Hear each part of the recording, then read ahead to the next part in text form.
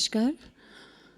અહીં આવેલા બધા જ મહાનુભાવોમાં કોઈને પણ પરિચયની જરૂરિયાત નથી, એટલે સૌથી પહેલો પરિચય હું મારો આપું છું. મારું નામ પ્રાર્થના છે અને હું મારાથી શરૂઆત કરું છું, એટલે આપણે પ્રાર્થનાથી શરૂઆત કરીએ. યા કુંદેન્દુ તુષારહાર ધવલા યા શુભ્રવસ્ત્રામૃતા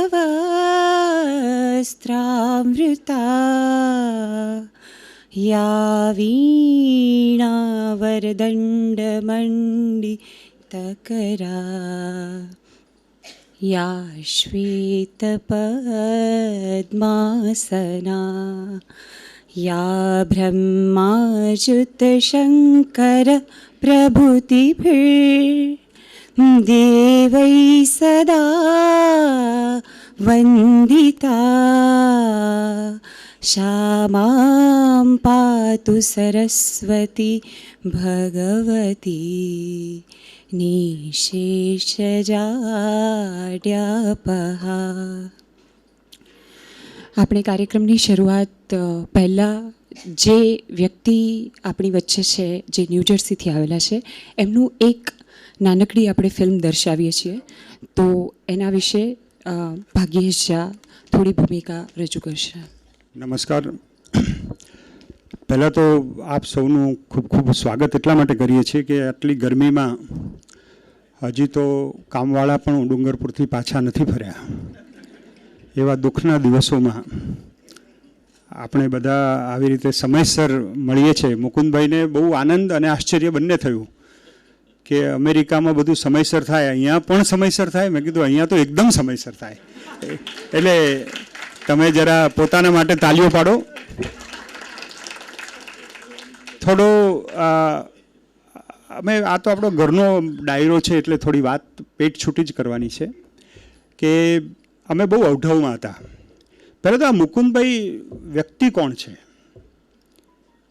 અને હું કહેવા બેસું તો એક આખું સેશન જોઈએ. એવી વ્યક્તિ એટલો બધો સંઘર્ષ કરી, અને અત્યારે ન્યૂયોર્કમાં કોઈ ફંક્શન હોય ને ગુજરાતી સમાજનું કે, તો અહીંયા જેમ પહેલી લાઈનમાં બેઠા છે એમ એ પણ ત્યાં પહેલી લાઈનમાં જ હોય,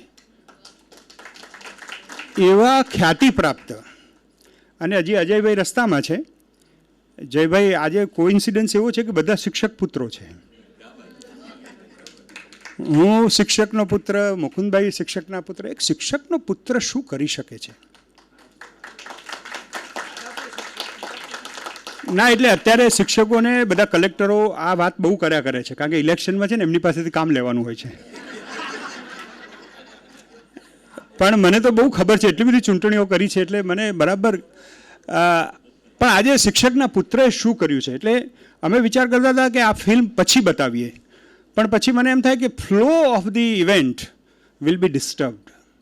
એટલે એનું એસ્થેટિક્સ જોતા પહેલાં એવી વાત હતી કે જયભાઈ બોલે એ પહેલાં ફિલ્મ બતાવી આ તે, પણ મેં 2-3 મિત્રોને પૂછ્યું તો કે ના, પહેલાં ફિલ્મ બતાવી દો, કારણ કે આ મિત્રોને જરા ડિસએડવાન્ટેજ રહેવાનો છે, પણ તમે સાંભળી શકશો. અને હજી તો મારે એમના વિશે વર્ણન કરવાનું જ છે. અને આ તો વાગ્દેવી પુરસ્કાર છે.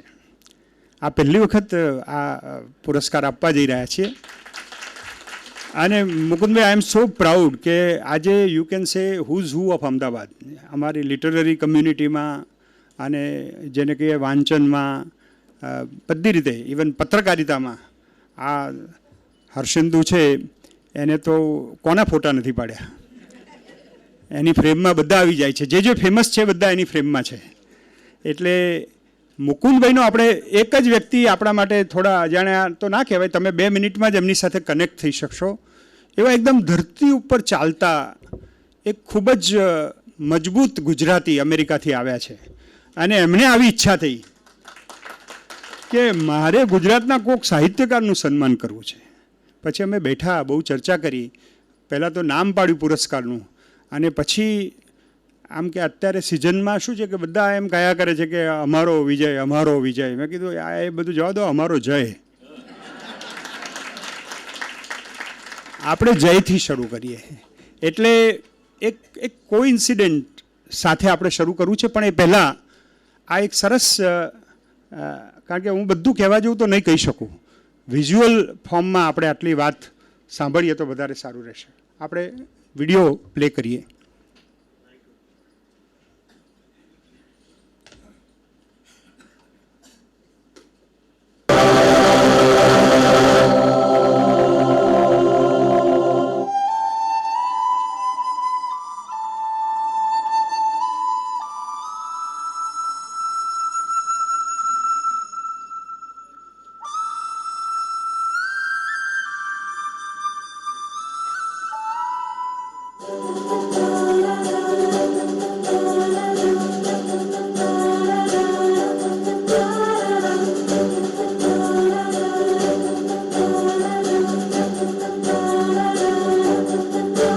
Welcome to Indian Living.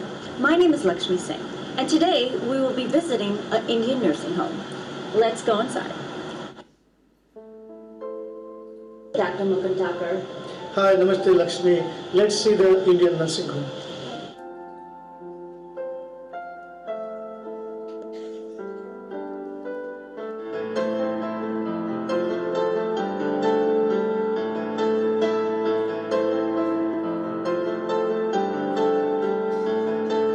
Doctor, how did you start this Indian nursing home?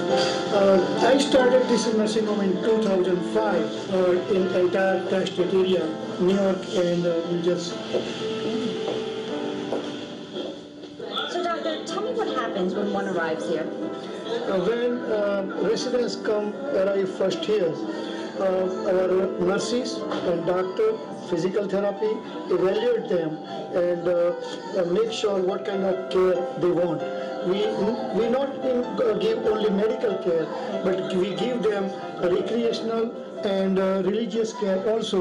We have a calendar over here for them, so we keep busy them 10 to 6. Hi, my name is Aradhika and I'm working here from last 3 years and working with Falguni. Here all we have Indian program. All the nurses are Indian. This is a 24 hours Indian care program, and you can get like all nurses, CNAs, and everybody's here. And this is a very great program, and I like to work here, and it's just like our home. We celebrate all Indian festivals, and it's basically home away from home. It's a great place to work, and it's we have 24/7 medical care on the facility. Doctor, the aroma is phenomenal. I mean, I can't wait to see what you guys are cooking here. Okay, let's go. We see you.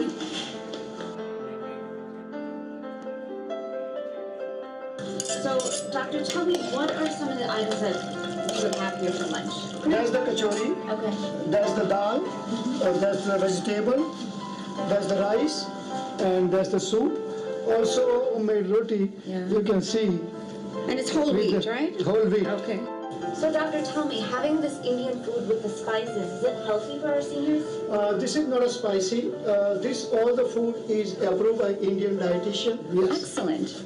Actually, I don't want to see the food. Just eat the food and you can tell me how is the food is. Okay, Go ahead, sounds please. great. Yeah. Very good. Thank you.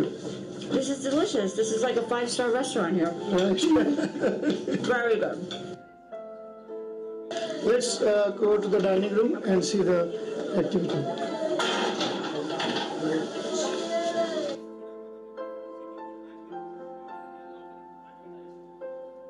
So that's the way the tray goes. We put this is an Indian dietitian order. We give them fruit. This is juice. This is milk. We have a sweet today. It's called Srikhand. Okay. And And roti and it's chapati. all approved that they can eat this Yes, sweets. yes, Okay. yes.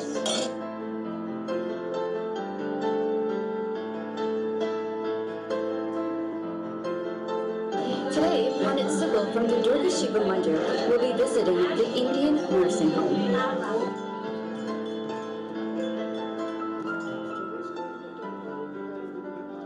Today, Pandit Purushottam Sukul, the officiating priest of the Durga Shiva Mandir Enterprise, is visiting and praying with our elders.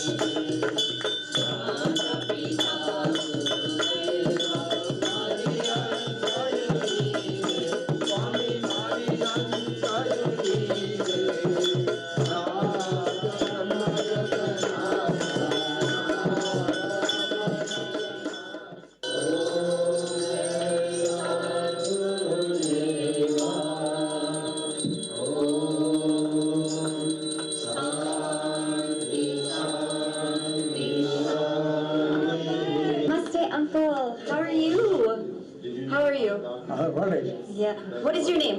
Sumami Chudami Patel. And how old are you? Patel. Patel. Uncle Patel. And how old are you?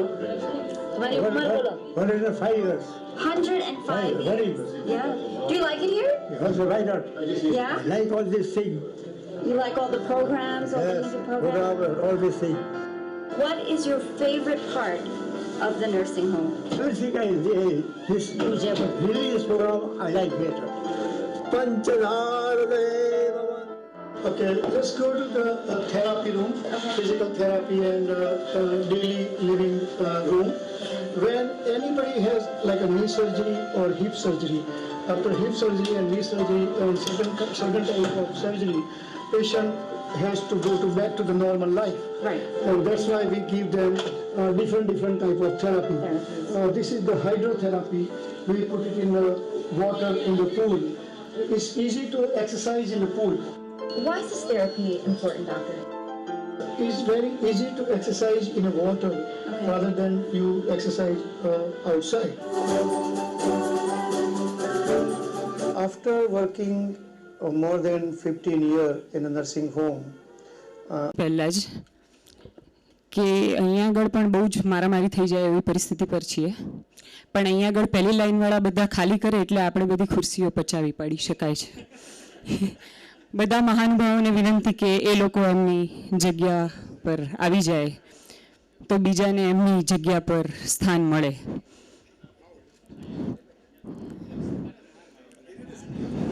આપણું જયમાં વિજય છે.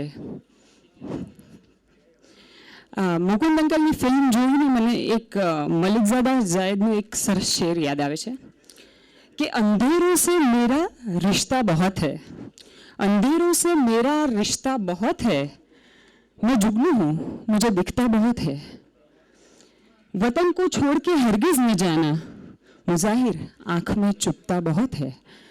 આ એવા વ્યક્તિ છે કે વતનને છોડીને ગયા પણ એ આંખમાં ચુભન થાય એ ના થાય એના માટે એમણે આખું ને આખું વતન ત્યાં વસાવ્યું છે. બહુ જોરદાર તાળીઓ થઈ જોઈએ એમણે માટે, જેમણે આપણા બા દાદાઓ જે અમેરિકામાં વસે છે, જે લોકો હેન્ડીકેપ છે, એમને દત્તક લીધા છે. અને આની બિલકુલ 100% સાક્ષી હું છું, કારણ કે મારા સસરા પણ છેલ્લા થોડા મહિના પહેલાં જ હી પાસ્ડ અવે, પણ એમને ત્યાં જ હતા અને એમનું ફૂડ મેં પણ ચાખ્યું છે અને બધું બહુ જ સરસ છે. માહોલ એકદમ ગુજરાત જેવો જ છે, ભારત જેવો જ છે. એટલે આપણે એમની વચ્ચે છીએ, એ આપણી વચ્ચે છે, એ આપણું સદભાગ્ય છે. હવે હું તુષારભાઈને સ્વાગત પ્રવચન કરવા માટે આમંત્રણ આપું એ પહેલાં આપણે મંચસ્થ મહાનુભાવોનું સ્વાગત કરીશું. સૌથી પહેલાં મુકુંદભાઈનું સ્વાગત કરશે મનીષ પાઠક. જય વસાવડાનું સ્વાગત કરશે અલ્પાબેન ઠાકર.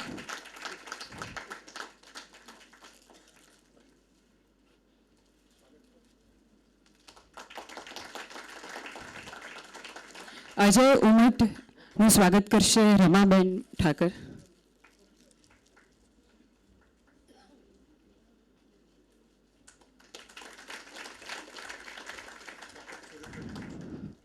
અને ભાગ્યેશ ઝાનું સ્વાગત કરશે ડૉક્ટર મહેશભાઈ, એમનું સ્વાગત કરશે.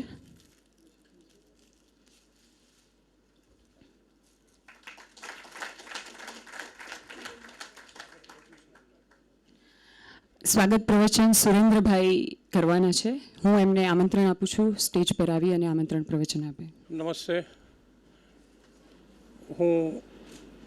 મને જ્યારે આ જવાબદારી સોંપી છે ત્યારે હું ભાગ્યેશભાઈ, મુકુંદભાઈ, જય વસાવડા, અજય ઉમર સાહેબ અને રમાબેનનું સ્વાગત કરતાં મને ખૂબ ખૂબ આનંદ થાય છે. અને સ્વાગત પ્રવચન અને આપ સૌ પધાર્યા છો, આપનું પણ સ્વાગત છે, કારણ કે ના પધાર્યા હોય તો આ મંચ કંઈ બરાબર છે. એ સિવાયના હું એ શબ્દો કહીશ કે મુકુંદભાઈ મારા બનેવી છે અને હું એક લીટીમાં જવાબ આપું તો અજાત શત્રુ કોઈ શોધવો જ ના પડે. ફરીથી આપ સૌનું સ્વાગત છે. ધન્યવાદ. હવે હું જેમને આમંત્રણ આપવાની છું એમના વિશે એવું કહેવાય કે એ જ પોતાની પંક્તિઓમાં કહે છે કે 5 ફૂટ 7 ઇંચનો આકાર છું, હું જ મારી એકલી સરકાર છું, તો એ પોતાના 5 ફૂટ 7 ઇંચના આકારમાંથી નિરાકાર અને ટેકનો સ્પિરિચ્યુઆલિટી અને પોસ્ટમોડર્ન લિટરેચર વિશે જે અદ્ભુત બોલી શકે છે એવા વક્તા શ્રી ભાગ્યેશ શાહ ગીતા કંઠસ્થ કરતા હૃદયસ્થ અને કર્મસ્થ રાખી શકે છે, અને જે આરપાર આસપાસ અઢળક ઊભેલા છે અને જેમને આપણે પાછા વળીને કળવાનું છે એવા ભાગ્યેશ શાહને આપણે મીરાની જેમ મળીએ. પ્રિય મુકુંદભાઈ, અતિ પ્રિય જયભાઈ, જયભાઈ કહું, જય કહું એટલે આજે તો જયકારા છે ચારે બાજુ. એટલે તમે જુઓ, જય અને અજય બે આપણે ભેગા કર્યા છે. અજય ઉમટ કેટલા યંગ છે અને કેવું સરસ લખે છે આપણે સૌ જાણીએ છીએ. મુકુંદભાઈના સહધર્મચારીણી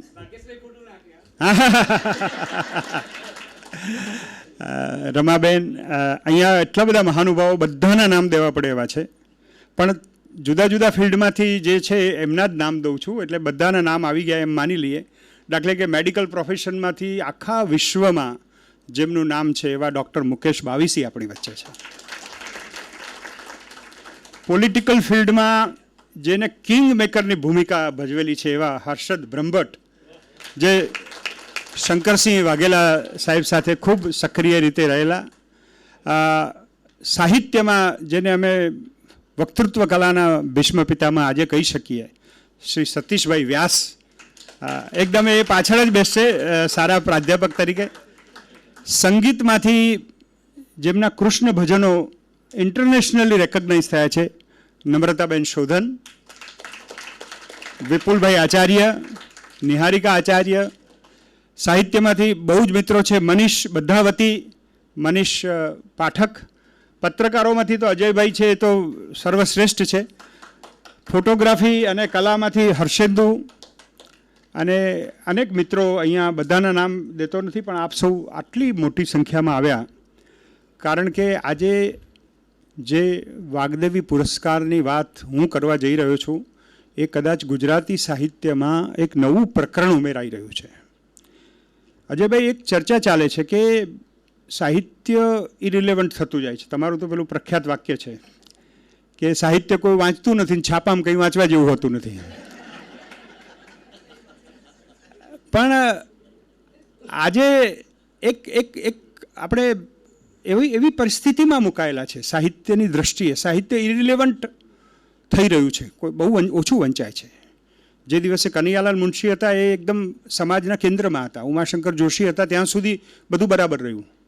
અત્યારે નવી પેઢીના કોઈ છોકરાને ઉમાશંકર જોશીનું નામ પૂછીએ તો એ શું હતા કે હાથ બતાવવાનો છે.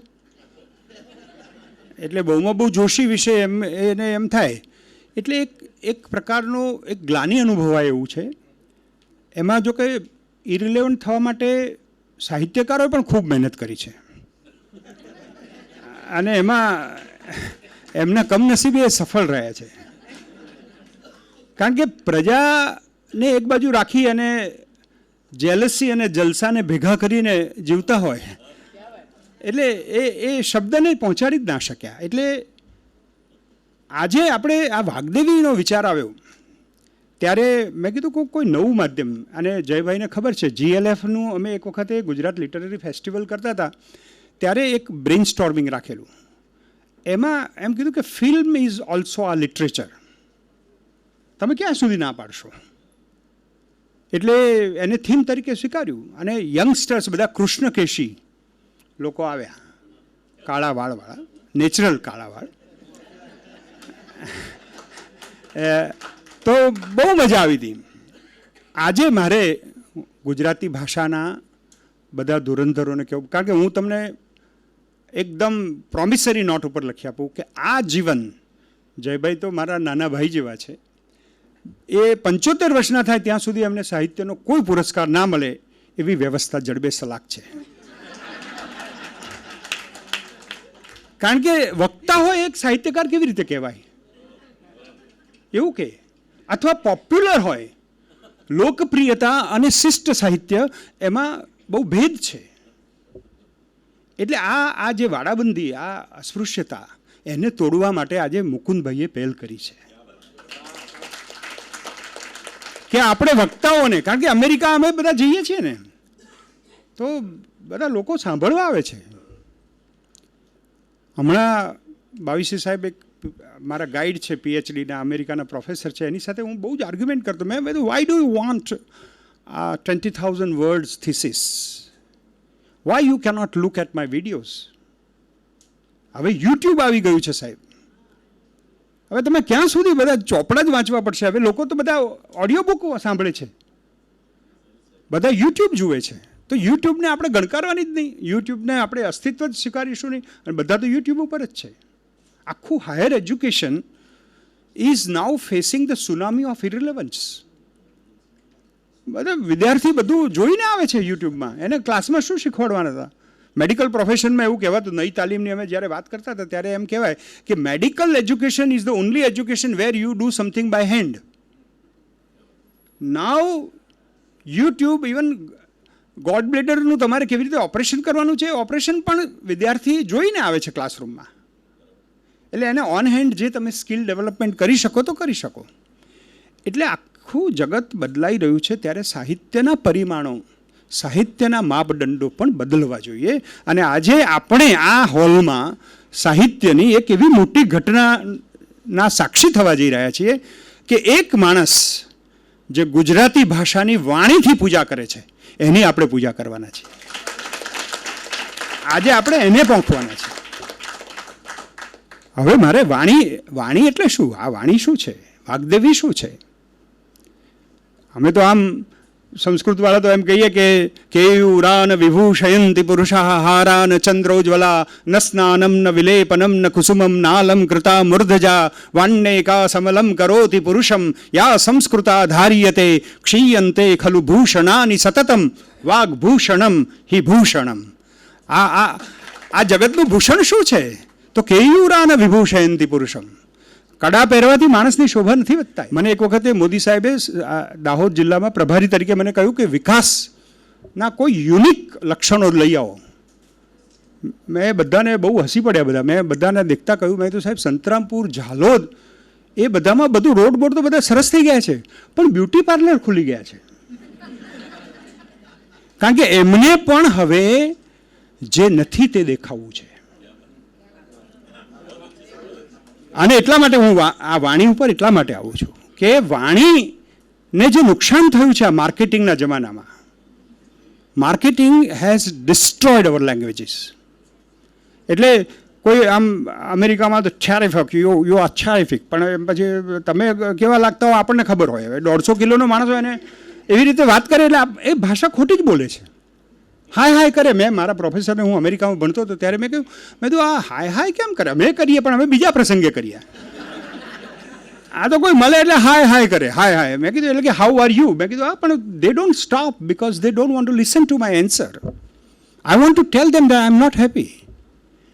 એટલે માણસોની આ ભાષા, જાહેરાત, માર્કેટિંગ, એના લીધે ભાષા ઘસાઈ ગઈ છે.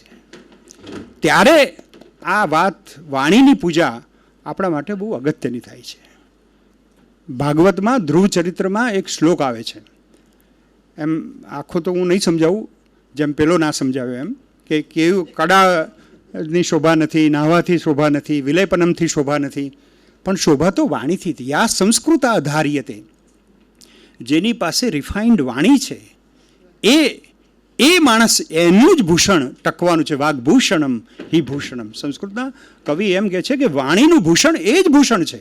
બાકીના ભૂષણ તો બધા ક્ષીયંતે, બધા ઝાંખા થઈ જશે, બધા ઘસાઈ જશે. ક્ષીયંતે ખલુ ભૂષણાની સતતમ.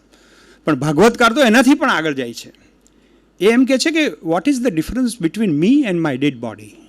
હું ઊંઘી ગયો હોઉં અને મારી ડેડ બોડી, એ બેમાં ફેર શું છે?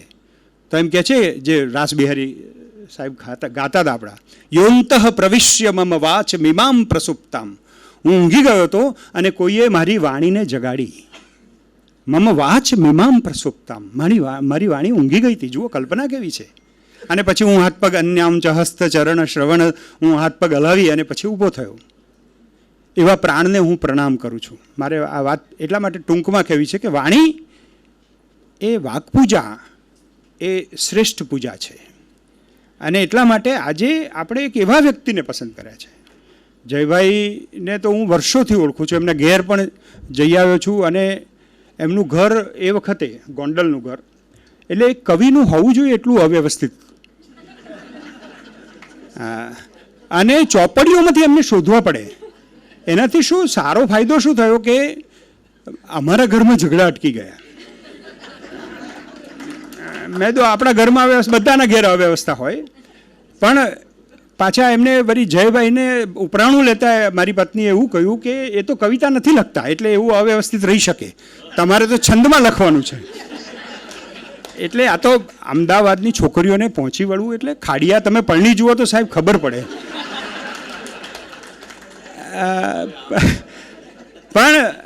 પણ જયભાઈને પસંદ કરવાનું કારણ કે આખા વિશ્વમાં ગુજરાતી ભાષા જે કાન સાંભળે છે 8.5 કરોડ, ત્યાં એક માણસનો અવાજ પહોંચ્યો છે ને એનું નામ જય વસાવડા છે.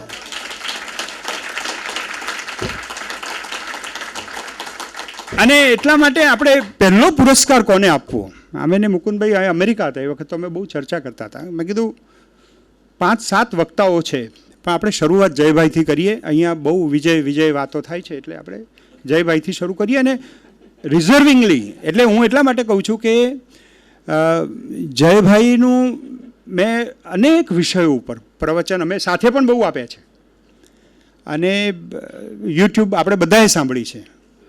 મોરારી બાપુ અને રમેશભાઈ ઓઝા એક સરખી ડિગ્રીથી એમને પ્રેમ કરે. એ ભગવદ્ ગીતા ઉપર પણ બોલે અને ગાંઠિયા ઉપર પણ બોલી શકે. એટલે આટલો વ્યાપ, એટલે એમના એટલે ડીએનએ ડિફેક્ટ તો છે જ, નાગર હોવાને કારણે એમના આ પ્રશ્નો રહેવાના, કારણ કે સ્વાદિષ્ટ ખાવાની ટેવ હોય. ખાલી એમને સુખી રહેવા માટે અમુક એવા કઠિન નિર્ણયો જીવનમાં લીધા.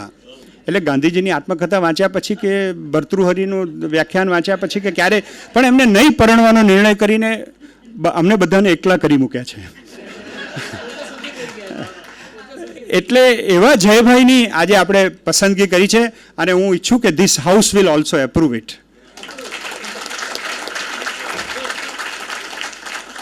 તો મિત્રો, આ વાઘદેવી પુરસ્કાર એટલા માટે કે આ શબ્દો જે રીતે ઘસાઈ રહ્યા છે, આપણી ભાષા જઈ રહી છે, એટલે માર્કેટિંગની સામે હુમલો કરવા માટે. અને સત્યોપરાંત, this is a post truth era, where truth શું છે, અત્યારે તમે વોટ્સઅપમાં એક મેસેજ આવે તો એમાં સાચું શું એ તમે કશું નક્કી જ ના કરી શકો. પેલા ગયા, મેં કીધું બેસણાની જાહેરાત આવે પછી આપણે કન્ફર્મ કરીશું.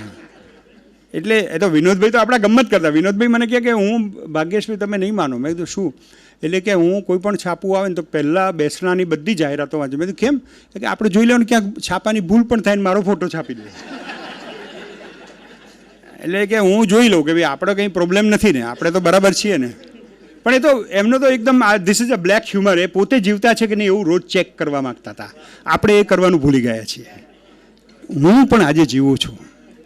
એ બહુ ગંભીર વાત છે. અને આજે એટલે હું એવું ઈચ્છું છું કે આજનો દિવસ એ ગુજરાતી સાહિત્યમાં, ગુજરાતીના ઇનામોના ઇતિહાસમાં પહેલો પ્રસંગ એવો હશે કે જ્યારે આપણે એક વક્તાને પહોંચીએ છીએ. અને જયભાઈ, મારું તો એવું, because I am student of Sanskrit, સતીશભાઈ વિલ એગ્રી કે આપણે આખી સાયકલ ફરીને પાછા આવ્યા છીએ. શ્રુતિ હતી પહેલાં, વેદમાં તો એ વખત લખાતું નહોતું. ઋષય મંત્ર દૃષ્ટારહ, ઋષિઓએ તો મંત્ર જોયા અને યાદ જ રાખ્યા. કેટલી લાખો પેઢીઓ સુધી લાખો મંત્રો બધા મોઢે જ રાખ્યા, અને પછી લખવાનું તો શોધાયું. એ વચ્ચેનો સમય હવે પસાર થઈ ગયો. ફરીથી પાછા આપણે બોલાતા શબ્દ તરફ પાછા વળીએ છીએ.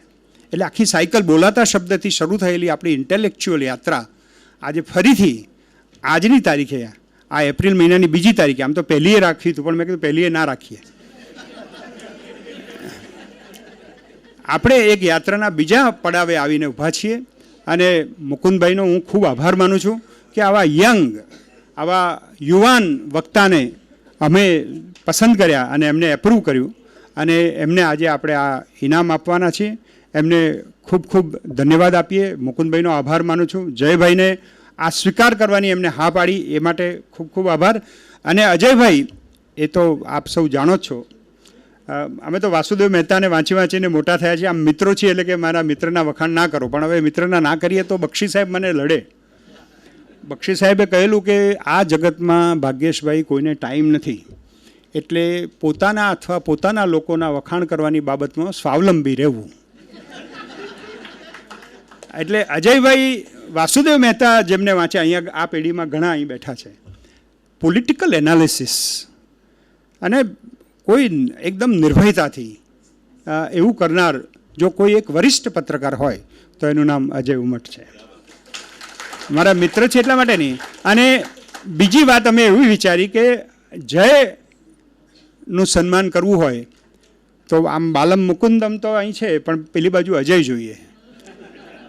એટલે અમે એમને વિનંતી કરી. અત્યારે પીક પીરિયડ ચાલે, આ જે સાંજનો સમય છે છાપા માટે, તેમ છતાં પણ એ જયભાઈને મારા પ્રત્યેના પ્રેમને લીધે આવ્યા છે. એમનું પણ આપણે ખૂબ ખૂબ સ્વાગત કરીએ.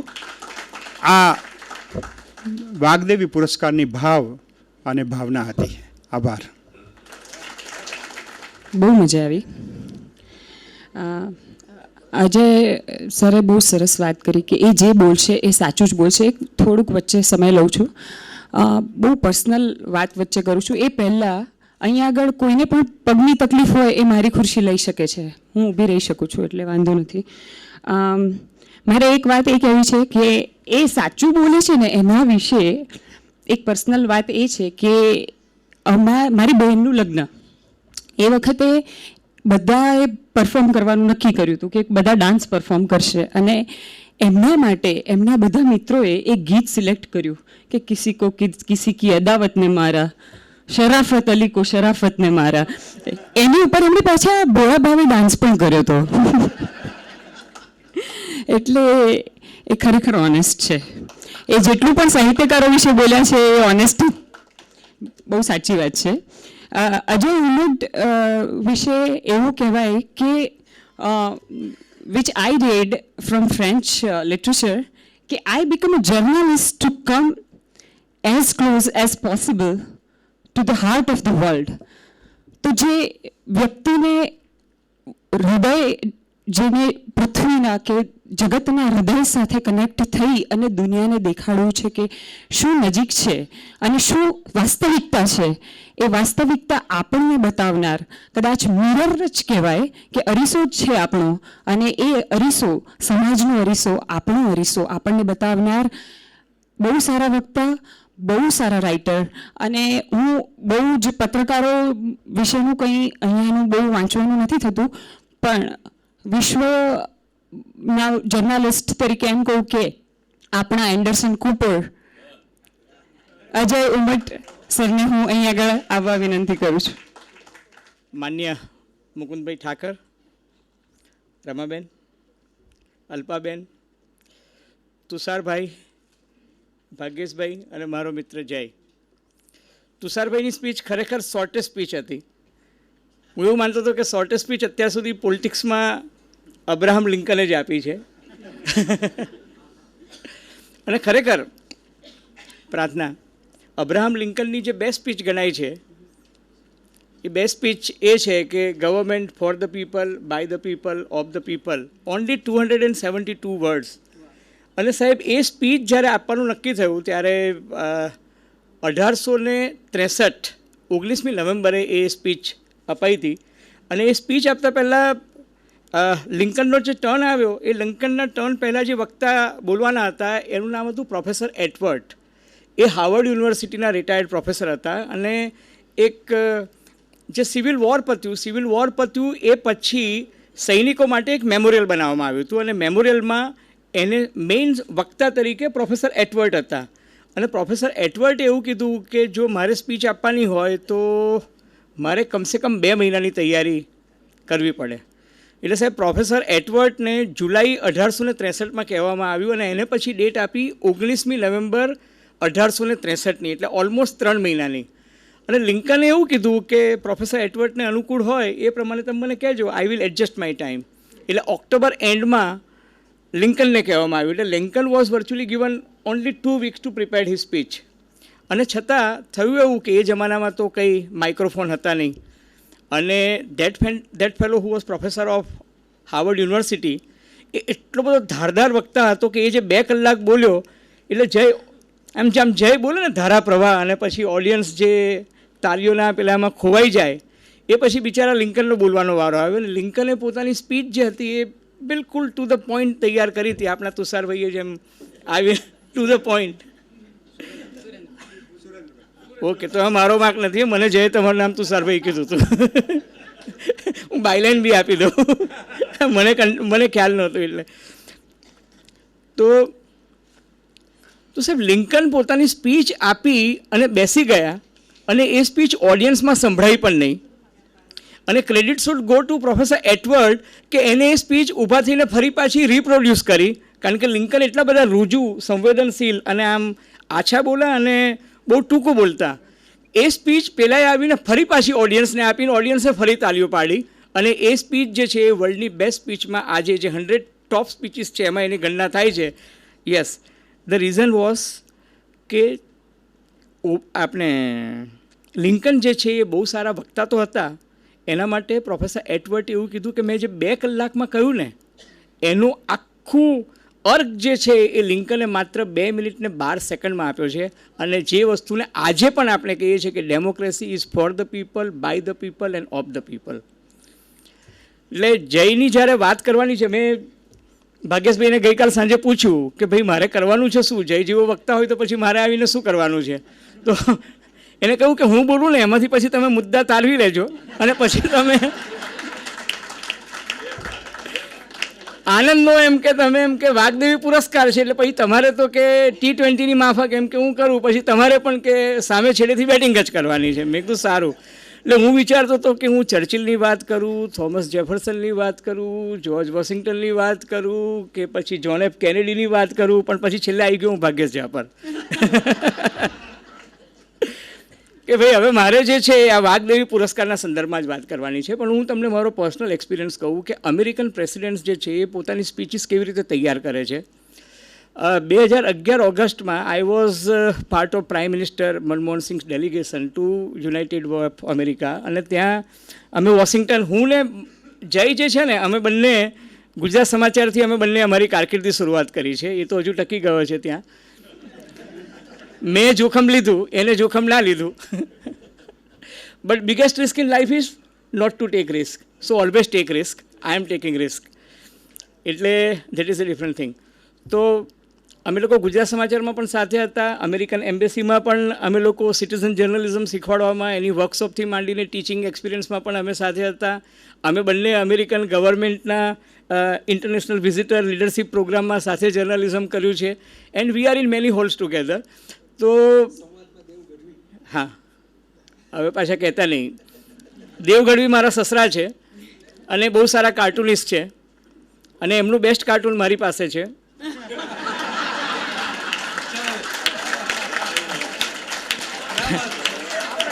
હા, ના પાડે છે. મુકેશ બાવીસી ગાયનેક છે. હમણાં મેં એક બહેનનો, એ પછી વાત કરીશ, હવે નથી કહેવાય. આમ તો મેચ્યોર્ડ ઓડિયન્સ છે, પણ મેં જ્યારે એવું મજાકમાં કહ્યું ને તો કોકે કહ્યું કે તમારા સસરા કાર્ટૂનિસ્ટ છે? મેં કીધું હા. તો મને કે બેસ્ટ કાર્ટૂન પસંદ કર્યું છે. એટલે પત્નીની ટીકા કરું તો પછી મારી પણ આવી જ જવી જોઈએ. પણ સાહેબ ત્યારે અમેરિકાનો જે કર્ટસી ને અમેરિકાનો જે પ્રોટોકોલ હોય છે, આઈ ડિસ્ટિંક્ટલી રિમેમ્બર કે it was second biggest summit after 1954. 1954માં જે સેકન્ડ વર્લ્ડ વોર પછીની જે સમિટ મળી હતી એ પછીની એ સેકન્ડ બિગેસ્ટ સમિટ હતી. અને એમાં 54 હેડ ઓફ ધ નેશન હર્ષદભાઈ ત્યાં હાજર હતા. ચીન, રશિયા, બ્રિટન, ફ્રાન્સ, જર્મની, એના ચાન્સેલર બધા જ હેડ ઓફ ધ નેશન્સ હતા. અને આપણા પ્રાઇમ મિનિસ્ટર મનમોહન સિંહ પણ હતા. અને બરાક હુસેન ઓબામાએ મનમોહન સિંહને જે રીતના સ્ટેજ પર ઇન્વાઇટ કર્યા, બાવીસી સાહેબ, એને કીધું કે now I would like to invite. હવે તમે જુઓ અમેરિકન પ્રેસિડેન્ટ ઇન્ડિયન પ્રાઇમ મિનિસ્ટરને કઈ રીતના બોલાવે છે. હી સેઝ કે now I would like to invite my guru, Harvard trained economist, former world bank adviser and prime minister of India doctor Manmohan Singh to come and speak how to bring our nations out of this recession. Sir, this is the way an American president speaks. અને પછી એ મનમોહન સિંહને લઈને dice પર આવ્યા. મનમોહન સિંઘે પોતાની વાત કરી, is one of the finest economist. આપણે રાજકીય દ્રષ્ટિએ એમની સાથે સંમત હોઈએ કે ના હોઈએ. પછી સાહેબ મનમોહન સિંઘે ઓબામાને ઇન્વિટેશન આપ્યું કે તમે ઇન્ડિયા આવો. અને સાહેબ ઓબામાના જે સ્પીચ રાઇટર્સ હતા એ સ્પીચ રાઇટર્સ સાંજે, આને ખબર છે જઈને કે સાંજે પેલી કોકટેલ ને ડિનર પાર્ટી હોય એમાં ઓબામાના સ્પીચ રાઇટર્સ છે બાવીસે સાહેબ, એ અમને લોકોને મળવા આવ્યા. અને પછી એને કહું કે જો પ્રેસિડેન્ટ ઓફ અમેરિકા ઇન્ડિયામાં આવીને જો ભાષણ કરવાના હોય તો Indian culture, Indian ethos, Indian classics, Indian tradition એ બધાને વણી લઈ અને કઈ રીતના એને સ્પીચ આપવી જોઈએ. દરેક પત્રકારો હતા, સિનિયર પત્રકારો હતા, બધાએ પોતપોતાની રીતે વાત કરી. સાહેબ 6 સિનિયર ઇકોનોમિસ્ટ, ન્યૂયોર્ક ટાઈમ્સના કટાર લેખક હતા, એ ટાઈમ મેગેઝિનના એડિટર, એ કક્ષાના લોકો 6 જણા જે હતા અમારી સાથે વાત કરતા હતા. એ લોકોએ એક મુસદ્દો તૈયાર કર્યો. Than they mat Obama. ઓબામાએ એમને એવું કીધું કે તમે ઇન્ડિયાના બેસ્ટ ઇન્સ્ટિટ્યૂટ્સ છે ને એ ઇન્સ્ટિટ્યૂટમાં જઈ અને ત્યાંના પ્રોફેસર્સ સાથે વાત કરો. સાહેબ એક સ્પીચ માટેની તૈયારીની વાત હું તમને કરું છું. એ લોકો આવ્યા, અમદાવાદ IIMમાં આવ્યા, ઇન્ડિયન ઇન્સ્ટિટ્યૂટ ઓફ સાયન્સ બેંગ્લોરમાં ગયા, દિલ્હી IITમાં ગયા, ચંદીગઢ યુનિવર્સિટીમાં ગયા, કલકત્તામાં શાંતિનિકેતનમાં ગયા, મુંબઈમાં ટાટા ઇન્સ્ટિટ્યૂટ ઓફ સોશિયલ સાયન્સમાં ગયા. આવા બધા ઇન્સ્ટિટ્યૂટ્સની એ 6 મહાનુભાવોએ મુલાકાત લીધી. Then they met leader of opposition, then they met prime minister of India, then they met speaker, રાજ્યસભાના અધ્યક્ષને મળ્યા. અને પછી ઇન્ડિયન લોકો જે છે એમનો અટેન્શન સ્પાન કેટલો છે. અગર પ્રેસિડેન્ટ અમેરિકા સ્પીચ આપે તો મેક્સિમમ એને કેટલી મિનિટ સ્પીચ આપવી જોઈએ, અને સ્પીચ અટેન્શન પાવર જે છે એ 30 મિનિટનો છે કે 36 મિનિટનો છે, એના પર એ લોકોએ 2 કલાક ડેલિબ્રેશન કર્યું. અને પછી તે ડિસાઇડેડ દેટ પ્રાઇમ મિનિસ્ટરની ઉપસ્થિતિમાં અમેરિકન પ્રેસિડેન્ટ છે એ 26 મિનિટનું ભાષણ આપશે, 26 મિનિટ્સ. હવે સાહેબ આ લોકોએ ભેગા થઈને જે મુસદ્દો તૈયાર કર્યો હતો ને એ 2 કલાકની સ્પીચનો હતો. એમણે કહ્યું કે રિડ્યુસ ઇટ ટુ 26 મિનિટ્સ. આ લોકોએ બહુ જ મહેનત કરી, પણ દરેક લેખક પોતાની સ્પીચ કે પોતાનું લખાણ બહુ કાપી શકતો નથી. છેલ્લે ગંદુ કામ તંત્રીઓ જ કરવું પડે છે એડિટિંગનું, હે ને. એટલે 36 મિનિટની સ્પીચ કરી. અને સાહેબ ઓબામાએ 3 અઠવાડિયા સુધી એ સ્પીચ પર મહેનત કરી. હી રિડ્યુસ ઇટ ટુ 26 મિનિટ્સ. 26 મિનિટની સ્પીચ એને વાંચી, તૈયાર કરી, અને પછી એને કહ્યું કે મને ઇન્ડિયન પાર્લામેન્ટ જે છે એ કેવી દેખાય છે એનો મેપ આપો. એટલે એક આર્કિટેક્ચરે મેપ બનાવ્યો. પછી એને કહ્યું કે નહીં, મને મેપ નહીં, મને એમ કે એનું કમ્પ્લીટ ડાયમેન્શન જોવા જોઈએ, કે હું ઊભો રહું, આ બાજુ ટેલિપ્રોમ્પ્ટર હશે, આ બાજુ ટેલિપ્રોમ્પ્ટર હશે, સામે ટેલિપ્રોમ્પ્ટર હશે, લીડર ઓફ ઓપોઝિશન ક્યાં બેસે, પ્રાઇમ મિનિસ્ટર ક્યાં બેસે, સ્પીકર ક્યાં હશે, પત્રકારો ક્યાં હશે, ઇન્વાઇટીસ ક્યાં હશે, એ કમ્પ્લીટ મને મેપ બનાવીને આપો. એ બનાવીને આપ્યો. સાહેબ એને 3 અઠવાડિયા રિહર્સલ કર્યું. And then when he came to Indian Parliament, he delivered the speech, which was considered to be the best speech. સાહેબ એક અમેરિકન પ્રેસિડેન્ટ ઇન્ડિયામાં આવીને સ્પીચ આપે છે તો એ સ્પીચ પાછળ ઓલમોસ્ટ 6 મહિનાની મહેનત થાય છે, અને 3 અઠવાડિયા એ પોતે રિહર્સલ કરે છે. હવે સાહેબ એક ભારતીય પ્રધાનમંત્રી સાથે મારે વિદેશ જવાનું થયું. એટલે મેં પેલા એના સ્પીચ રાઇટરને કહું, મેં કીધું કે યાર અમેરિકન પ્રેસિડેન્ટ તો આટલી બધી મહેનત કરે છે, અને મેં કીધું કે યાર આપણા પ્રાઇમ મિનિસ્ટરની સ્પીચ બહુ જામતી નથી. મોદી સાહેબ ત્યારે પ્રાઇમ મિનિસ્ટર નહોતા, એટલે કોઈએ મનમાં ના લેવું. હા, કોઈએ મનમાં ના લેવું. હું મારા મનની વાત કહી દઉં પહેલાં, મને બીક તો લાગે જ છે. એટલે મોદી સાહેબ ત્યારે પ્રાઇમ મિનિસ્ટર નહોતા, આ ત્યારની વાત છે. હા, સ્પીચ રાઇટર તો ખોટું કહે જ નહીં. તો આ પોતે સ્પીચ રાઇટર હતા મોદી સાહેબના. એટલે તો સાહેબ મેં કહું કે યાર અમેરિકી પ્રેસિડેન્ટના સ્પીચ રાઇટર્સ આટલી સરસ સ્પીચ લખે અને એના પર એ મહેનત કરે. એટલે પેલાએ મને કહ્યું કે बरखुदार प्राइम मिनिस्टर की स्पीच मैं लिखता हूँ. बोले 3 हफ्ते से स्पीच का ड्राफ्ट लिखा है और हम हर वक्त जाते हैं, कहते हैं कि सर वो स्पीच एक बार देख लीजिए. तो बोले कि अरे अभी तो 2 हफ्ते बाकी हैं, अभी तो 10 दिन बाकी हैं, देख लेंगे. मैं कहा फिर? तो कि कल रात वापस मिलने गया तो साहब ने बोला कि कल प्लेन में बैठ जाना, इंडिया से मॉस्को तक का 6 घंटे का टाइम है, तो बोले उस वक्त देख लेंगे. मैं कहा फिर? बोले अभी प्राइम मिनिस्टर जो हैं वो आराम में है. तो मुझे कहा कि अपन मॉस्को एयरपोर्ट आने से आधे घंटा पहले पढ़ लेंगे, 2 बार पढ़ लेंगे, हो जाएगा. मैं तो सारू. बीजे दिवसे सांझे मैंने મળ્યા. मैं कहा कल सुबह प्राइम मिनिस्टर का स्पीच है, क्या हुआ? कि नहीं, वो प्राइम मिनिस्टर ने बोला कि हम कार में बोले क्रेमलिन तक ट्रैवल करेंगे तब तक स्पीच पढ़ लेंगे. Sir sorry to tell you, the speech was read when it was delivered. અને 16 ભૂલો હતી સાહેબ આપણી પ્રાઇમ મિનિસ્ટરની સ્પીચમાં. This is the contrast, you know. પણ આ વાત હું કહું છું ત્યારે એની સાથે એટલું પણ કહું છું કે જે વર્લ્ડ લીડર્સ જે છે એ લોકો પોતાની સ્પીચ, પોતાના એક એક વાક્ય પાછળ એટલી બધી મહેનત કરતા હોય છે કે ના પૂછો વાત. હું મનમોહન સિંહ સાથે નેલ્સન મંડેલાને મળવા માટે તક મળી હતી. આઈ વોઝ ફોર્ચ્યુનેટ 2006માં. તો જય નેલ્સન મંડેલાને અમે મળવા માટે ગયા તો એ બેડ રિડન હતા અને અમે 4 પત્રકારો હતા, મનમોહન સિંહ હતા. અમે લોકોએ અમારો પરિચય આપ્યો અને મેં કીધું કે આઈ એમ અજય ફ્રોમ ગુજરાત. સાહેબ એ માણસ પથારીમાં હતા ને એકદમ આમ બેઠા થઈ ગયા અને નર્સને કહ્યું કે મને બેસાડો. નર્સે બેસાડ્યા કે oh you are from Gandhi's Gujarat? So I said yes sir. આપણા રૂવાડા ઊભા થઈ જાય કે નેલ્સન મંડેલા તમને પૂછે કે you are from Gandhi's Gujarat? I said yes. મને કે you had given us advocate Mohandas Karamchand Gandhi, we had given you Mahatma Gandhi. We had given you Mahatma Gandhi. અને પછી એને મને કીધું કે બધી જ જગ્યાની મુલાકાત લો કે ના લો, સાઉથ આફ્રિકામાં એ ચાલશે, પણ કે પેલું પીટર મેરિસબર્ગ સ્ટેશન છે ને જ્યાંથી ગાંધીજીને આંદોલનનો પહેલો પાઠ શીખવા મળ્યો તો ત્યાં ચોક્કસ જજો. એન્ડ ધેન હી સેડ કે ઈલાબેન ભટ્ટને ઓળખો છો? મેં કીધું હા, ઈલાબેન ભટ્ટ આપણા ગુજરાત વિદ્યાપીઠવાળા, સેવાવાળા. મેં કીધું હા, હું એમને મળ્યો હતો. તો મેં કીધું હા, ઈલાબેન તો અમને અવારનવાર મળે જ છે. તો મને કે convey my regards to her. She is a true leader because she thinks of women empowerment. So this is આપણે તમે આફ્રિકાના કોઈક દેશમાં જાઓ, સાઉથ આફ્રિકામાં, ને એ આપણી કોઈ એક વ્યક્તિને યાદ કરે અને પછી એને એવું કીધું કે Gandhi was giant અમંગ mankind. He wanted to wipe out every tear from every eye. And then he said that, Martin Luther King learned, how to run an agitation from Mahatma Gandhi. He got Nobel Prize. Then he said, I followed Mahatma Gandhi. I also got Nobel Prize. Barack Hussein Obama followed Mahatma Gandhi. He also got Nobel Prize. And he said, Mahatma Gandhi did not get Nobel Prize because, he was above Nobel Prize.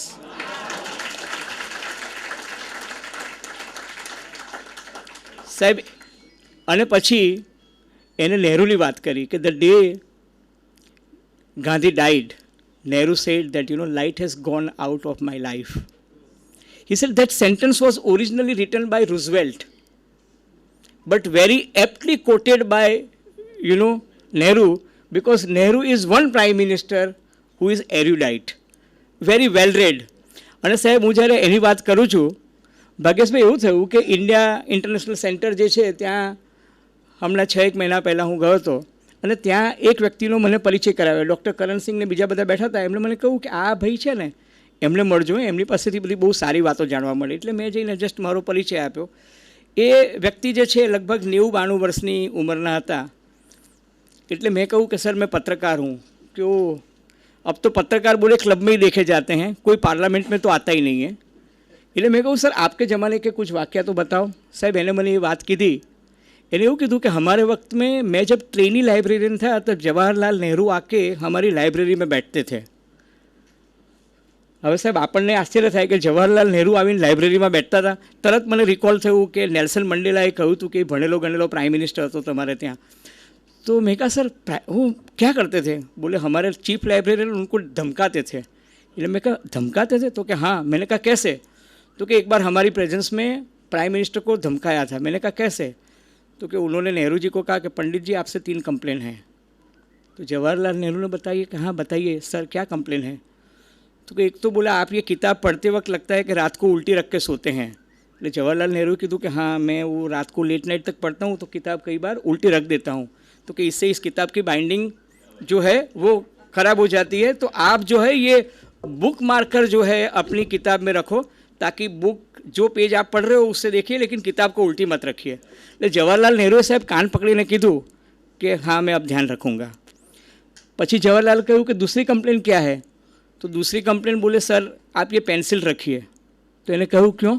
तो कि आप fountain pen से किताब के अंदर लिखते हैं ना, उसकी वजह से इंक जो है वो स्प्रेड हो जाती है.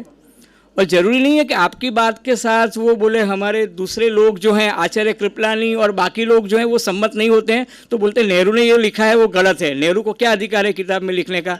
तो बोले आप जो है कृपया किताब में मत लिखिए, आप जो है बगल में पेंसिल से टिक करिए और आप अपनी खुद नोट बनाइए.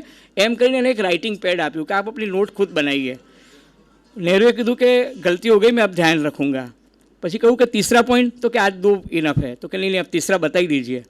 साहब तीजું એને એવું કીધું કે લાવ वो रजिस्टर. એટલે રજિસ્ટર લાઈને એને ખોલ્યું એટલે નહેરુએ કડકાઈથી કીધું કે मैंने सब किताबें लौटा दी है तो कि नहीं वो बात नहीं, ये दूसरी बात है तो कि बताइए।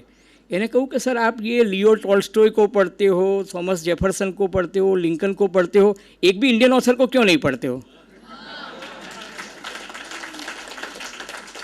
હવે સાહેબ વારો નહેરુનો હતો, એને એવું કીધું कि सर आप मुझे बताइए कि कौन से इंडियन ऑथर को मुझे पढ़ना चाहिए, और कि फिर हमारे लाइब्रेरी ने कान पकड़ा कि सर अभी कोई मुझे ध्यान में नहीं आता है। સાહેબ આ એક લેવલ હતું આપણી પાર્લામેન્ટનું કે જ્યારે આચાર્ય કૃપલાની કે કાકા સાહેબ કાલેલકરની બધા પાર્લામેન્ટમાં વાંચતા હતા, मैंने पूछूं कि અત્યારે, तो कि सर अब तो जितने लोग रिटायर हो गए उसके बाद पार्लियामेंट लाइब्रेरी में किसी की भर्ती नहीं होती क्योंकि कोई MP MLA पढ़ने के लिए ही नहीं आता है। એટલે જ્યારે વાઘદેવી પુરસ્કાર આપણે જય વસાવડાને આપીએ છીએ અને આપણે કહીએ છીએ કે એ સારો વક્તા છે, એનું કારણ એ છે કે એ સારો વાંચક પણ છે, અને એટલું નથી, એ જેટલું વાંચે છે ને એને આત્મસાત કરે છે, અને આત્મસાત કરે છે ને એટલા માટે એ સારું બોલી શકે છે। બાકી વિનોદ ભટ્ટની વાત કરીને તો મને યાદ છે કે એક મણિનગરના એક DCP હતા, એક દિવસ ફરતા ફરતા વિનોદ ભટ્ટ એમની ઝપટે ચડી ગયા અને વિનોદ ભટ્ટને જોઈને કે સાહેબ તમે તો હાસ્ય લેખક ને, એટલે પેલાએ કીધું કે હા, તો કે મને સાહિત્યનો શોખ છે। એટલે વિનોદ ભટ્ટને થયું આને શું સાહિત્યનો શોખ હશે, એટલે વિનોદ ભટ્ટે પૂછ્યું તો સાહેબ એ તો સિતાંશુ યશસ્ચંદ્ર મહેતાની વાતો કરવા માંડ્યો, પછી સુરેશ જોશીની વાત કરી, પછી ઉમાશંકર જોશીની, એટલે વિનોદ ભટ્ટ ગભરાઈ ગયા। એ કે ભાઈ તું આ કેમ કરે છે, તો કે સાહેબ આ મારું ટ્રેડ સિક્રેટ છે। તો કે કેમ, કે જ્યારે આરોપીને 14મું રતન બતાવીએ, બહુ મારીએ ને તોય ના બોલે ને, તો પછી કે અમે સિતાંશુની વાત કરીએ તો એ ડરીને બધું કબૂલી લે છે। એટલે જય એક એવો સારો વક્તા છે કે જે સારું વાંચે છે, આત્મસાત કરે છે અને લોકોને સારું પીરસે છે, અને એટલા માટે સાહેબ વાઘદેવી પુરસ્કારનો એ શ્રેષ્ઠ હકદાર છે। Thank you very much. જરા પણ એવું ના લાગ્યું ને કે એન્ડરસન કૂપરથી થોડી પણ સ્પીચ પાતળી પડતી હતી। આપણા ભારતના એન્ડરસન કૂપર છે, પણ એમણે છે ને એક વાત કીધી કે એ રિસ્ક લેવામાં માહિર છે, એટલે એ આખી સ્પીચમાં હું એ વસ્તુ નોટ કરતી હતી કે એ એવું કહેવા માંગતા હતા કે હું કેટલો કેપેબલ માણસ છું કે જો બધા પ્રાઇમ મિનિસ્ટરે જો સારા સ્પીચ રાઇટર તરીકે મને રાખ્યો હોત તો કદાચ એમની 16 ભૂલો ના નીકળી હોત। એટલે તમે ફરીવાર એવો પણ ટ્રાય કરી શકો છો। અને હવે આપણે પુરસ્કાર તરફ આગળ વધીએ। મુકુંદભાઈ ઠાકરને અનુરોધ છે કે મુકુંદભાઈ ઠાકર અને રમાબેન ઠાકર પહેલાં શાલથી જયભાઈ વસાવડાનું સ્વાગત કરે। શાલથી અજયભાઈ એન્ડરસન કૂપર સ્વાગત કરશે। જય વસાવડા।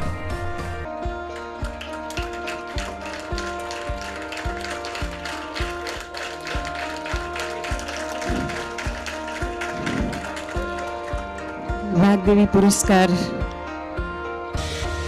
અર્પણ વિધિ મુકુંદભાઈ, રમાબેન અને બધા જ મહાનુભાવોના હસ્તે।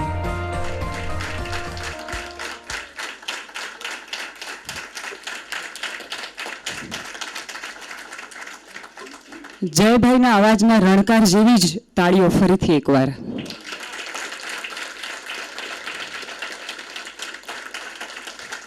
જયભાઈ ઓડિયન્સ પણ એટલું જ રણકારવાળું છે, અને જયભાઈ વિશે એ અહીંયા આગળ આવે પહેલાં હું ક્યારેય પણ એવું કહેવાય કે આ બધા મહાનુભાવોની સાથે સ્ટેજ પર બેઠી નથી, પહેલી વાર મને આ મોકો મળ્યો છે, એટલે હું મારી જાતને બહુ ધન્ય સમજું છું। હું ઓલવેઝ જયભાઈને વાંચતી, પપ્પાની સાથે પણ એવું જ કહેવાય કે એમની સાથે પહેલી વાર આવી રીતે બેઠી છું। જનરલી એ ના હોય ત્યારે સ્ટેજ ઉપર રહેવાનું મને વધારે કમ્ફર્ટેબલ લાગતું હોય છે, કારણ કે ભૂલો કાઢવા માટે એ હંમેશા ઓડિયન્સમાં હોય તો અઘરું પડે।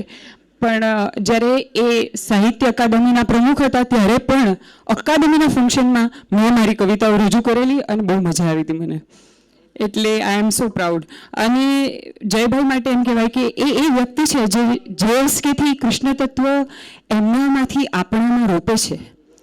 પ્રીત કિયે સુખ હોય એવું કહીને પરણેલા લોકો પર ઇનડાયરેક્ટ પ્રહાર કરે છે કે ખાલી પ્રીત જ કરજો, પરણશો નહીં। અને એમની જે પણ બધી કોલમ્સ છે, જેમાં ફિલ્મ ક્રિટિક તરીકે એ બહુ ફેમસ છે, એમની શાર્પનેસ ઓફ એક્સપ્રેશન્સ અને ક્લેરિટી ઓફ થોટ્સ, એનાથી હું બહુ જ પ્રભાવિત છું, આપણે બધા જ પ્રભાવિત છીએ। બહુ નજીકનો પરિચય કરાવે એવું તો એમનું જબરજસ્ત વક્તવ્ય હવે આપણે સાંભળીશું જ. અને હું એ જ રીતે જયભાઈને આમંત્રણ આપું છું કે પ્લીઝ આવો અને તમારા રણકારવાળા અવાજની અમે રાહ જોઈએ છીએ. આદરણીય ભાગ્યેશભાઈ માત્ર આદરણીય નથી, મારા માટે આત્મીય પણ છે, પ્રિય પણ છે. મુકુંદભાઈ વિશે મેં ફેસબુક ઉપર એક નાનકડી નોટ પણ લખેલી. અમે શાખ પાડોશી હતા હમણાં ચલો ઇન્ડિયાના કાર્યક્રમમાં, મારી બાજુમાં જ સ્ટોલ ઉપર, ત્યાં બાજુમાં જ પોસ્ટર એમનું, અને અમે વાતો પણ ઘણી કરી. આ બા દાદાને બધાને મળવા જવા માટેનું હમણાં આમંત્રણ પણ આપેલું. મેં ત્યારે લખેલું કે ભાઈ મારે પેલા શો બુક હતા, મેં એમને કહ્યું કીધું ભાઈ હવે ન્યુયોર્કમાં શો બુક કર્યા છે. એ પેલું હેમિલ્ટન અજયભાઈ, પેલા અમેરિકાના એક ફાઉન્ડિંગ ફાધરમાંનું એક નાટક જેની ટિકિટો માટે ડ્રો થાય છે પાછો. એની ટિકિટો તરત બુકિંગમાં નથી મળતી, ડ્રોમાં મળે. એટલે એમાં જવાનું હતું ને હું ન પહોંચી શક્યો. ત્યારે એવી કલ્પના નહોતી કે આવી રીતે અમે અત્યારે અમદાવાદમાં ભેગા થશું. પણ બહુ સરસ મજાનું કામ કરે છે. અને હું હસતા હસતા હંમેશા એમ કહેતો હું કે મારો સારથી ગોપાલ હોય તો જ મારું કામ ચાલતું હોય. એટલે આવા એવોર્ડ આપવામાં પણ મુકુંદ જ આવે પાછા. એટલે આમાં નરસિંહ મહેતાના વંશજો અમે ખરા, બરાબર. એટલે જ્યાં તે ત્યાં શામળિયાની ઊંડી જે મળે એ લઈ લઈને આગળ વધતા હોઈએ. તો મુકુંદભાઈનો ખૂબ ખૂબ આભાર પણ ખરો, અને એમનું સરસ સ્મરણ રમાબેનનું પણ ખરું. અજયભાઈએ તો બહુ મીઠી વાતો કરી, તમને ખ્યાલ આવી જ ગયો. મેં દેવું ગઢવીનું એટલે જ યાદ દેવડાવ્યું, એમનું મને બરાબર યાદ છે.